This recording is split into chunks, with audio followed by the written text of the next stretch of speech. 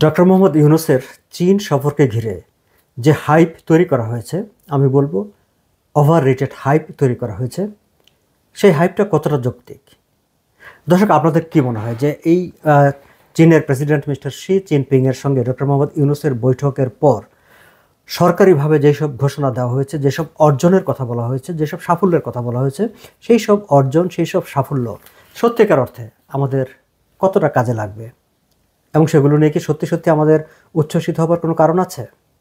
এই প্রশ্নগুলো আপনাদের সামনে রেখে আজকের আলোচনাটা শুরু করছি।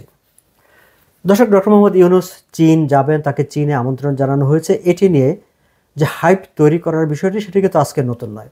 আপনাদের মনে থাকবার কথা যে সম্ভবত গত জানুয়ারি মাসেই ঢাকার বিভিন্ন পত্রপত্রিকা, টেলিভিশনে ফলাও করে প্রচার করা হয়েছিল যে ডক্টর মোহাম্মদ ইউনূস চীন যাবেন, তাকে চীন সরকার বা চীন বিশেষ বিমান পাঠিয়ে এসে নিয়ে যাবে, চার্টার ফ্লাইটে করে নিয়ে যাবে। এবার তিনি যখন সত্যি সত্যি চীনে গেলেন, তখন কিন্তু আমাদের একটা জানবার কৌতূহল তৈরি হয়েছিল বা কৌতূহল ছিল বা একটা অধিকারও তৈরি হয়েছিল যে তাকে কি সত্যি সত্যি চীন সরকার বা চীন বিশেষ বিমান পাঠিয়ে নিয়ে গিয়েছে? তিনি কি কোনো চার্টার্ড ফ্লাইটে গিয়েছেন, নাকি আমাদের পররাষ্ট্র মন্ত্রণালয় তার পুরো সফরের বিষয়টি দেখভাল করেছেন এবং তারাই এটি ব্যবস্থাপনার দায়িত্ব পালন করেছেন? তিনি যে সাউদার্ন চায়না এয়ারলাইন্সের যে ফ্লাইটটিতে গিয়েছেন, সেই ফ্লাইটটির বুকিং, টিকিট কাটা বা বাকি সব কিছু কারা করেছে? যাই হোক, ঢাকার কোনো পত্রপত্রিকা, মিডিয়ায় এইসব খবর আমাদেরকে তারা দেয়নি বা আমরাও এই খবরগুলো পাইনি, কিন্তু আমাদের মনে তো কৌতূহল আছে, কৌতূহলটা থাকলোই। ডক্টর মোহাম্মদ ইউনূস চীন গিয়েছিলেন মূলত, আমি আমার আগের ভিডিওতে আলোচনা করেছিলাম, যে একটি এনজিও সম্মেলনে যোগ দেওয়ার জন্য। দর্শক, চীনের প্রেসিডেন্টের সঙ্গে তার বৈঠকের পর বাংলাদেশ এবং চীনের যে একটি যৌথ প্রেস রিলিজ, সংবাদ বিজ্ঞপ্তি প্রকাশ করা হয়েছে, সেখানেও কিন্তু এই কথাটি বলা হয়েছে যে ডক্টর মোহাম্মদ ইউনূস মূলত the BUAO forum for Asia নামে একটি নট ফর প্রফিট অর্গানাইজেশনের আমন্ত্রণে তাদের কনফারেন্সে যোগ দিতে চীন গিয়েছেন এবং সেখান থেকে চীন সরকার তাকে আমন্ত্রণ জানিয়েছে বেইজিংয়ে, এবং চীনের প্রেসিডেন্টের সঙ্গে তার একটি বৈঠক সেখানে হয়েছে। এই যে চীনের প্রেসিডেন্টের সঙ্গে বৈঠক এবং বিশেষ করে চীনের প্রেসিডেন্টের সঙ্গে বৈঠকটিকে কেন্দ্র করে এবং চীন সফরকে কেন্দ্র করে আমরা দেখলাম যে বিশাল একটা উচ্ছ্বাস দেখানো হচ্ছে। তা প্রধান উপদেষ্টার প্রেস সেক্রেটারি, তিনি তো উচ্ছ্বাসের মানে ঠেলায় ঠিকমতো কথাই বলতে পারছিলেন না মিডিয়ার সঙ্গে, টেলিভিশনে, যে এটি যে একটা বিশাল একটা আকাশচুম্বী ব্যাপার, মানে যেন একটা মানে চীন জয় করে ফেলেছে ডক্টর মোহাম্মদ ইউনূস, এরকম একটা ভাব তিনি দেখানোর চেষ্টা করেছিলেন। আমরা খেয়াল করেছি যে ডক্টর মোহাম্মদ ইউনূস যখন চীনের প্রেসিডেন্টের সঙ্গে প্রথম সাক্ষাৎ করেন, তিনি অনেকটা দৌড়ে গিয়ে তার হ্যান্ডশেক করেছেন এবং দীর্ঘক্ষণ হাত ধরে রেখে হাত তিনি ঝাঁকাতে থেকেছেন। এই যে বডি ল্যাঙ্গুয়েজ, সেই বডি ল্যাঙ্গুয়েজের মাধ্যমে তিনিও কিন্তু একটা উচ্ছ্বাস দেখানোর চেষ্টা করেছেন। কিন্তু আমাদের কাছে মনে হয়েছে যে ঠিক চীনের প্রেসিডেন্টের সঙ্গে সাক্ষাৎ বা এই পর্যায়ের এই ধরনের বৈঠকে এতটা উচ্ছ্বসিত হবার, এতটা উচ্ছ্বাস দেখানোর অন্তত ডক্টর মোহাম্মদ ইউনূসের তো দরকার নেই। এগুলো হয়তো পলিটিক্যাল গভর্নমেন্টে যারা থাকে তারা তাদের ভোটারদেরকে দেখানোর জন্যে বা তাদের সমর্থকদের বা প্রতিপক্ষকে দেখানোর জন্য এই ধরনের আচরণ করে, কিন্তু ডক্টর মোহাম্মদ ইউনূস তিনি নিজেই তো মানে একজন ইন্টারন্যাশনাল সেলিব্রিটি, তিনি এই ধরনের পরিবেশে অভ্যস্ত।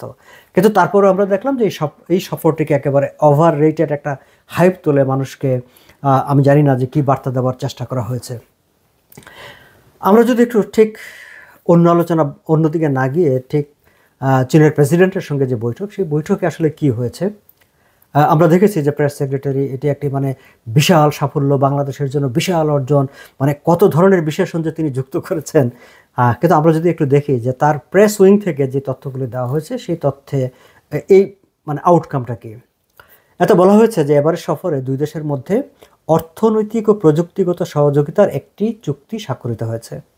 অর্থাৎ আগে জানানো হয়েছে যে একটি চুক্তি এবং 8টি সমঝোতা সই হয়েছে। যদিও ডক্টর মোহাম্মদ ইউনূস চীনে যাবার আগে পররাষ্ট্র উপদেষ্টা তৌহিদুর রহমান বলেছিলেন যে কোনো চুক্তি স্বাক্ষরিত হবে না, কয়েকটি সমঝোতা স্মারক হতে পারে। এবং আমাদের আন্ডারস্ট্যান্ডিংও আসলে তাই দর্শক, যে এরকম একটি সরকার, যে সরকার অন্তর্বর্তীকালীন সরকারের সঙ্গে আসলে কোনো রাষ্ট্র কোনো চুক্তি করে না, দীর্ঘমেয়াদী কোনো অ্যারেঞ্জমেন্টে যায় না, কোনো এনগেজমেন্টে যায় না, তারা অপেক্ষা করে নির্বাচিত সরকারের জন্য। এবং আমরা জানি যে 5ই আগস্টে আওয়ামী লীগ সরকারের পতনের পর বিএনপির প্রতিনিধি দল চীনে গিয়েছে, চীনের সরকারের সঙ্গে তারা বৈঠক করেছে, জামাতে ইসলামের প্রতিনিধিরাও সেখানে গিয়েছে, তারাও বৈঠক করেছে। এবং আমাদের তথ্য হচ্ছে যে বিএনপির সঙ্গে তাদের চীনা সরকারের এক ধরনের একটা আন্ডারস্ট্যান্ডিংও তৈরি হয়েছে যে বিএনপি যদি ক্ষমতায় আসে আগামী নির্বাচনে, তাহলে চীনের সঙ্গে তাদের কী কী ধরনের এনগেজমেন্ট হবে। এবং ডক্টর মঈন খান তো প্রকাশ্যে বলেছেন যে যেই বহুল আলোচিত সমালোচিত আকাঙ্ক্ষিত যে তিস্তা প্রকল্প, সেই তিস্তা চুক্তিটি তারা চীনের সঙ্গে করবেন, সেটি প্রকাশ্যে ঘোষণায় দিয়েছেন বিএনপি নেতা মঈন চৌধুরী। ফলে একটি অন্তর্বর্তী সরকারের সঙ্গে আসলে চীন সরকারের খুব বেশি এনগেজমেন্টে যাওয়ার কোনো কথাও না, কোনো প্রয়োজনও নেই, এবং বাস্তবে তাই হয়েছে। তবু তারা যেহেতু বলেছেন যে একটি চুক্তি হয়েছে, এবং সেটি হচ্ছে দুই দেশের মধ্যে অর্থনৈতিক ও প্রযুক্তিগত সহযোগিতার একটি চুক্তি, এটা খুব গুরুত্বপূর্ণ, তেমন কিছু না। এর বাইরে যে 8টি সমঝোতা স্মারক হয় তার মধ্যে আছে দুই দেশের কালোজয়ী সাহিত্যের অনুবাদ, শিল্পকর্মের সৃজন, সাংস্কৃতিক ঐতিহ্য, খবর আদান প্রদান, গণমাধ্যম, ক্রীড়া ও স্বাস্থ্য খাতে সহযোগিতা বিনিময়। তার বাইরে 5টি সহযোগিতার জন্য আনুষ্ঠানিক ঘোষণা দেওয়া হয়েছে। সেগুলিও তার মধ্যে মোংলা বন্দরকে আধুনিক ও সম্প্রসারণ করা, একটি রোবট ফিজিওথেরাপি পুনর্বাসন কেন্দ্র নির্মাণ, হৃদরোগে অস্ত্রোপচারের সুবিধা রয়েছে এমন একটি গাড়ি অনুদান হিসাবে প্রদান, চীনের বিশেষায়িত অর্থনৈতিক অঞ্চল চালু করা, বিশেষ বিনিয়োগ, এইসব নিয়ে। আমরা দেখেছি যে প্রেস সেক্রেটারি আমাদেরকে জানিয়েছেন, গণমাধ্যমকে জানিয়েছেন যে $210 কোটি বিনিয়োগ, ঋণ ও অনুদানের প্রতিশ্রুতি হয়েছে। এটি মানে যে 1 বিলিয়ন ডলার, বাংলাদেশের সামগ্রিক জিডিপি, অর্থনীতি এবং বাংলাদেশের সব কিছু মিলে এটা খুব বড় কিছু না, এবং এর প্রায় সবকটাই প্রাইভেট সেক্টরের। এবং যখন বলা হয় যে প্রতিশ্রুতিটা আসলে খুবই প্রিলিমিনারি পর্যায়ের, এগুলা ফাইনাল বা আরও পরে ডেভেলপ করা, ম্যাচিওর করা, সেগুলো অনেক দীর্ঘমেয়াদী প্রকল্প। ফলে সামগ্রিক বিচারে এই সফর থেকে বাংলাদেশের আমরা যদি কোনো প্রাপ্তি বলি বা যতটা উচ্ছ্বাস দেখানো হচ্ছে, সেই উচ্ছ্বাসকে জাস্টিফাই করে এমন কোনো প্রাপ্তি আসলে সেই অর্থে এখানে নেই। আমরা বরং খুশি হতে পারতাম যে তিস্তা প্রকল্পের কথা বলেছে, যে সেটি যেহেতু বিএনপি এক ধরনের কমিটমেন্ট করে এসেছে, ফলে চীন সরকার ডক্টর মোহাম্মদ ইউনূসের সঙ্গে এটি নিয়ে তাদের আর আলোচনা করবার দরকার নেই, ফলে তারা সঙ্গত কারণেই খুব বেশি যে এগিয়েছে তা নয়। রোহিঙ্গা সমস্যা নিয়ে একটা আলোচনা হতে পারত, একটি সিদ্ধান্ত হতে পারত। দর্শক, রোহিঙ্গা সমস্যার পিছনে কিংবা সমাধানের ক্ষেত্রে চীনের গুরুত্বপূর্ণ ভূমিকা রয়েছে, চীনের প্রভাব রয়েছে, সেটা আমরা জানি, এটা সবাই জানে। আওয়ামী লীগ সরকারের শাসনামলে চীনের সঙ্গে এক ধরনের একটা ব্যবস্থাপনা হয়েছিল যে তারা পর্যায়ক্রমে কিছু কিছু করে রোহিঙ্গাদের ফেরত পাঠানো হবে, তাদের মানে মিয়ানমারে ফেরত পাঠানো হবে। এবং যখনই এই বিষয়গুলো নিয়ে আলাপ আলোচনা প্র্যাকটিক্যাল মানে বাস্তবায়নের দিকে গেছে, আমরা দেখেছি তখনই তৎকালীন বাইডেন প্রশাসনের ঊর্ধ্বতন কর্মকর্তারা ঢাকায় ছুটে এসেছেন, তারা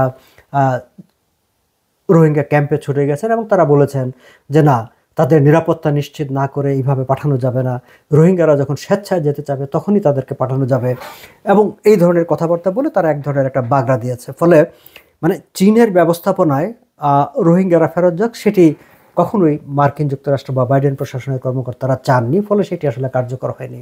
কিন্তু এখন বাইডেন প্রশাসনও নেই, আবার ডক্টর মোহাম্মদ ইউনূস, তিনি আন্তর্জাতিক সেলিব্রিটি, প্রভাবশালী মানুষ, তার কিন্তু তিনি এটি নিয়ে একটা আলোচনা করে এক ধরনের একটা পজিটিভ একটা ইম্প্যাক্ট তৈরি করতে পারতেন, একটা সিদ্ধান্তে আসতে পারতেন বলে আমার কাছে মনে হয়।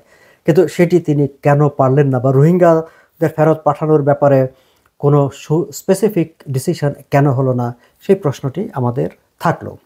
যাই হোক, সামগ্রিকভাবে যদি আমরা বিচার করি দর্শক, আমরা এটিকে ঠিক 8-10টি বৈঠকের মতো একটি সাদামাটা একটি বৈঠক হিসেবে আমার কাছে মনে হয়েছে। এবং ফর নাথিং, আননেসেসারিলি তার প্রেস উইং কিংবা সরকার এটিকে একটা হাইপ তৈরি করে দেখানোর চেষ্টা করেছে। অবশ্য অনেকে একটা মানে জিও পলিটিক্যাল একটা ব্যাপার এখানে অনেকে তুলে ধরার চেষ্টা করেছেন। কেউ কেউ বলার চেষ্টা করছেন যে আসলে সরকারের সঙ্গে সংশ্লিষ্টরাই অনেকে বলার চেষ্টা করেছিলেন যে সেটি গত জানুয়ারি মাস থেকেই যে ডক্টর মোহাম্মদ ইউনূসকে চীন ইনভাইট করেছে, চীন যাচ্ছে, কাজেই ইন্ডিয়া এবং চীনের মধ্যে একটা বৈরী সম্পর্ক আছে, ফলে এখন আর ইন্ডিয়াকে এটি একটি দেখিয়ে দেওয়ার মতো ব্যাপার হচ্ছে, আমরা ইন্ডিয়াকে দেখিয়ে দেব, এমন একটা ভাব কাজ করেছে মূলত এই হাইপটা তোলার পিছনে। যারা এটিকে বেশি মানে এক্সাজারেট করেছেন তারা মূলত চীনকে একটি বার্তা ভারতকে একটি বার্তা দেওয়ার চেষ্টা করেছেন, দেখো তোমরা আমাদের বিরুদ্ধে কথাবার্তা বলো, তোমরা আমাদেরকে পাত্তা দিচ্ছ না, আমরা চীনে যাচ্ছি।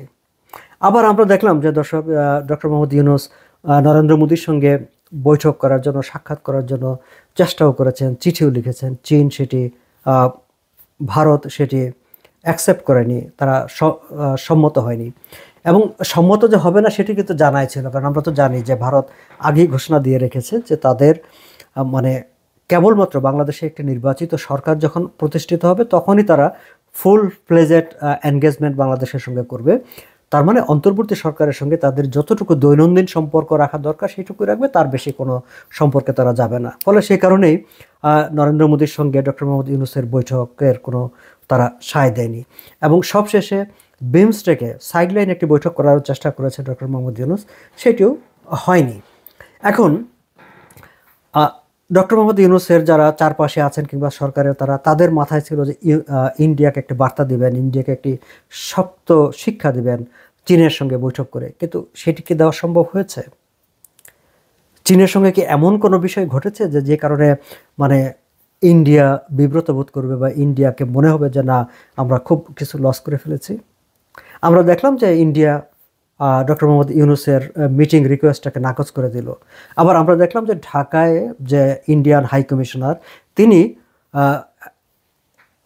ইন্ডিয়াতে গিয়ে সেখানে সেনাবাহিনী প্রধানের সঙ্গে বৈঠক করছেন এবং সেখানে বাংলাদেশ পরিস্থিতি সম্পর্কে অবহিত করছেন।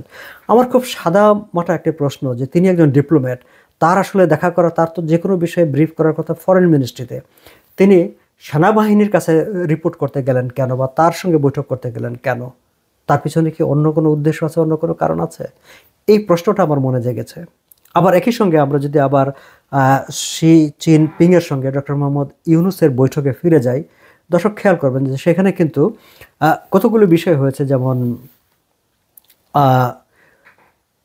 তাইওয়ানের মানে স্বাধীনতার বিপক্ষে ডক্টর মোহাম্মদ ইউনূস প্রকাশ্যে একটি অবস্থান নিয়েছেন। বাংলাদেশ বরাবরই এক চীন নীতিতে তারা থেকেছে, কিন্তু সেটি নিয়ে খুব প্রকাশ্যে যে কথাবার্তা বলেছে তা না। কিন্তু একটি অন্তর্বর্তী সরকার এত মেজর একটি পলিসি ডিসিশন যখন প্রকাশ্যে নেয়, সেটি কিন্তু আবার এক ধরনের একটা কিছু প্রশ্ন এবং সংশয় তৈরি করে।